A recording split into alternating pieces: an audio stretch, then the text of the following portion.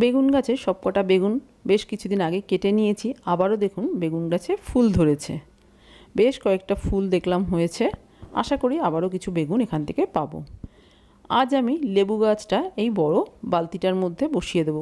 কিছুদিন আগে এই বালতিটা আমি তৈরি করে রেখেছিলাম সব কিছু দিয়ে।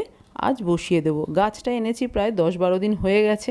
এবার গাছটা বসিয়ে দেবো। যে কোনো গাছ আনলে গাছের গোড়ায় যদি মাটি থাকে তাহলে সেই গাছটা আমি বেশ কিছুদিন রেখে দিই, তারপরে গাছটা আমি টবে বসাই। গাছের গোড়ার প্লাস্টিকটা কেটে বাদ দিয়ে দিয়েছি। এবার বসিয়ে দেবো গাছটা।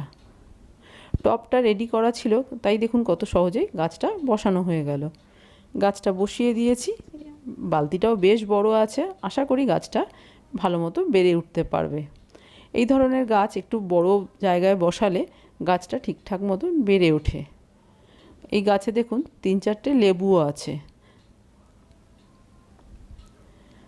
এদিকে দেখুন বকফুল গাছটা কিন্তু অনেকটাই বড় হয়ে গেছে। কত ছোট এনেছিলাম আর কত বড় হয়ে গেছে। আর এই গাছের গোড়ায় দেখুন বেশ কয়েকটা ডাঁটা শাক বেরিয়েছে। যেহেতু ডাঁটা শাক যেই টবটার মধ্যে ছিল সেই টবের মাটিটা দিয়েই এই বকফুল গাছটা বসিয়েছি, হয়তো বীজ পড়ে গেছিলো, সেই বীজ থেকেই গাছ হয়ে গেছে। এই ঝিঙেটা বেশ বড় হয়ে গেছে। আজ ভাবছি এই ঝিঙেটাকে তুলে নেব। আরও দেখুন গাছে ঝিঙে ধরেছে। এগুলো আরও একটু বড় হবে, তারপরে কাটবো। আজ হারভেস্টিং করলাম ঝিঙে, একটা ঢ্যাঁড়স আর 5-6টা কাঁচা লঙ্কা।